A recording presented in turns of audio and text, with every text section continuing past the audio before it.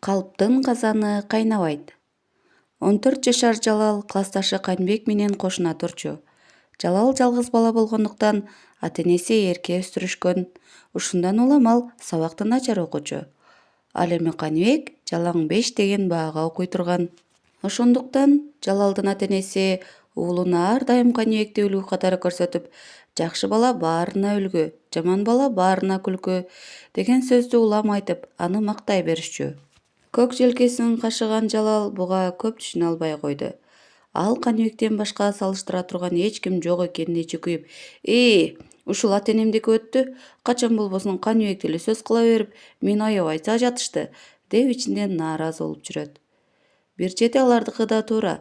Канбек үйүндө жүргөндө ата-энесине жакшы жардам берет. Сабакта да ага-эжелерине сааттуу мамиле жасап, тентектик кылбайт.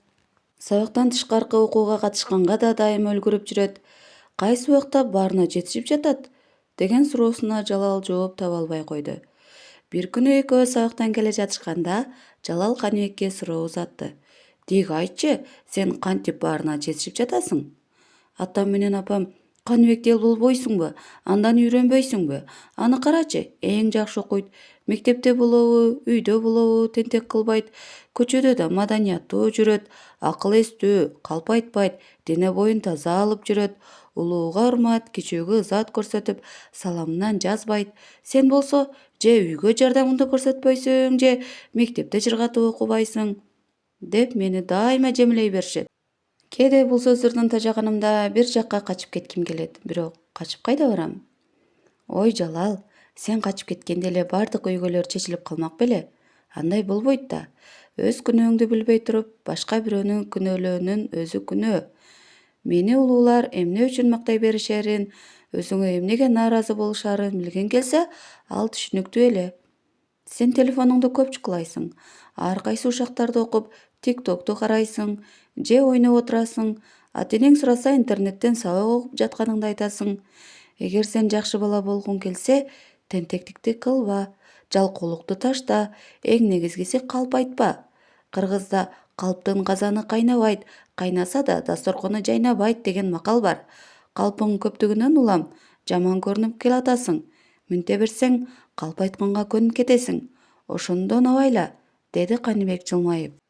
Ой, ал жөн эле сөз. Деги эле мунун акылдуусун көр. Каалайсыңбы?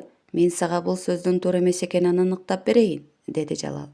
Макул, тастыктап бер, деди классташынын баары бир укпасына көзү жеткен Канбек. Жалал бир аз ойлоно түшүп, Канбектин атасы кечээ кой союп жатканын эстеди. Ошол этти кайда койду экен? Азыр сабакты шултоолоп, бир байкоо жүргүзүп келейин, деп ойлоду. Ал түштөн кийин классташынын үйүнө баш багып, математика сабагынан жардам берүүсүн суранды. Канбек дароо макул болду. Жалал анын үйүнө кирип баратып, кермеде илинип турган этти көрдү. Мен сага калпыча эле эмес, оорунун да казаны кайнай турганын тастыктайм, деди жаман оюнда ал. Канбектин жардамы менен математика сабагынан берилген үй тапшырмасын аткарган соң Жалал чыгып баратып токтой калып, классташ, кечки тамакты биздин үйдөн ич. Азыр апам тамак жасап жатат. Сен мага бүгүн аябай жакшы жардам бердиң, деди Жалал. Жок, Жалал, мен сага кечки тамак үчүн эмес, жөн эле кошуна, классташ катары көмөк көрсөттүм. Эми чакыргандан кийин келе бербейсиңби? Келбейсиңби? Макул анда, өзүң бил. Канбек классташынын таарына түшкөнүн байкап, таарымба, чакырганыңа рахмат, дегени менен ичинен көңүлдөнгөнсүдү.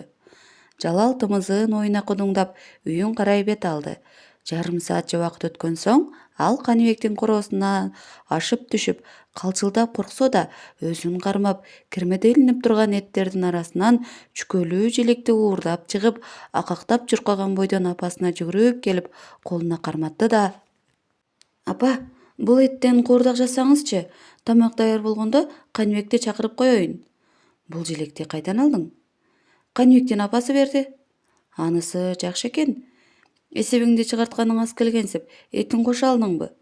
Сураган жокмун, апасы өзү берди. Болуптур балам. Апа, сизден сураныч, Канбекке бул эт алардык экенин айтпай эле коюңузчу, макулбу? Анткени апасы муну Канбекке айтпай эле коюумду өтүндү. Эмнеге? Ал өзү бергенди өзү жеп кеткенден уялат экен. Болуптур балам. Айтпа десең айтпай эле коеюн. Ошентип эт тууралып куурдак даярдалганда апасы: «Балам, тур, классташыңды чакыр», деди. «Барбасаң таарынам, экинчи сүйлөшпөйм», деп Жалал Каныбекти ой боюна койбой жетелеп келди. Куурдак астыга келгенде сырттан иттин үргөнү, дарбазанын тыкылдаганын угулду. «Жалал, чыгып сыртты карачы, кимдир бирөө келди окшойт», деди апасы. «Эми гана куурдак астыга келгенде дагы кимисек эле калды», деп Жалал кыжырлана сүйлөндү. «Кой балам, пейлиңди кенен кой, куурдак баарыбызга жетет», деди энеси уулунун бул сөзүнө уялып. Дасторкондо жалгыз отургандан тартынып Каныбек да кошо чыкты. Апасы кайнаган самоорду алып келгени жөнөдү. Ал самоордун түтүнүн өчүрүп, бир аз кармалып калды. Каныбек менен Жалал дарбазадан баш багып, кимдир бирөөнүн үйүн издеп жүргөн кишиге кандай табышты түшүндүргүчө сүйлөшүп туруп калышты. Келатып, мектеп жаңылыктарын сөз кылып, тамашалашып күлүп, түрткүлөшүп, бир аз ойной да кетип, буйда алышты. Алар чыкканда эле ачылуу терезеден үй ичине көз жиберген кара мышык эч ким жок экенин көрүп секирип түштү да дароо эле үстөлгө чыгып, көптөн бери ачка жүргөндүгүнөн улам ысык экенине карабай, бүгүнкү күнүнө ушундай ыраазы болуу менен көмөч казандагы куурдакты жеп кирди. Курсагын кампайта куурдакты жеп бүтүп калганында эшик жактан адамдардын шарпасы угулуп, келген жолу менен сыртты карай качты. Самоордун түтүнүн өчүрүп, көтөрүп келе жаткан Жалалдын апасын көргөн Каныбек: «Эжеке, самоорду мага бериңиз, биз жигитпиз да», деп эпилдеп, анын колунан самоорду ала койду. «Кандай элпек, жакшы тарбиялуу бала», деп Жалалдын апасы ага суктанды. Ошентип алар алдыга энени өткөрүп, үйгө кирип, дасторконго келишсе, көмөч казандагы куурдак жок. Анда бир нече гана картөшкө калыптыр. Муну көргөн Жалал абдан ыза боло кыйкырды. «Ий, акмак, жанагы сырттан жашынып кирип жүргөн жапайы кара мышык жалмап кеткен тура». Жаңы бышкан куурдакка табити ачылган апасы да кейиди. «Кап, мындай болорун билгенде, мен дасторкондун четинен жылбай отурбайт белем». Жалал көргөнүнө ишенбей турса да, кечээки макалды эстеп, анын чындыгына көзү жетип, каңырыгы түтөдү. Өзүнө өзү жини келгени менен анысын Каныбекке көрсөткөн жок. «Каныбек, кечирип койчу. Мындай болорун билгенде, сыртка жүгүрбөй, дасторкон боюнда эле отура бермекпиз», деди ал. «Эч нерсе эмес. Буйрбаган тамак экен. Мейли эми». «Мин», деп Каныбек нандан ооз тийип, сыртты карай бет алды. Уятына чыдабаган Жалал Каныбектин артынан жүгүрүп чыгып баратып, энеси көп айткан макалды эстеди. «Жакшы бала элпек, жаман бала тентек. Классташымдын элпектигине тентектик менен жооп бергеним үчүн Кудайдын жазасын алдым», деп уятына чыдабаган Жалалдын жан дүйнөсү куйкаланды.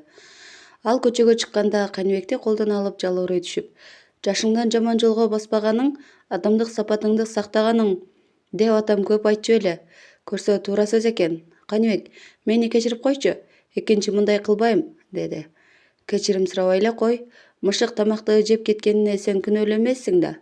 «Жок, андай эмес. Мен кечээки сенин макалыңдын куру сөз экенин тастыктайын деп, силердин баканда илинип турган этиңерден уурдап келип, апама куурутуп өзүңө бермекчи болгон элем. Бирок жаман оюм ишке ашпай, ушинтип жазамды алдым. Эми Кудайым буйрса, оңолуу жолуна түшөм», дегенинде көзүнөн жаш тегеренип кетти. Ал эми гана «Уурунун казаны кайнабайт, казаны кайнаса да дасторкону жайнабайт» деген сөз туура экенине ынанды.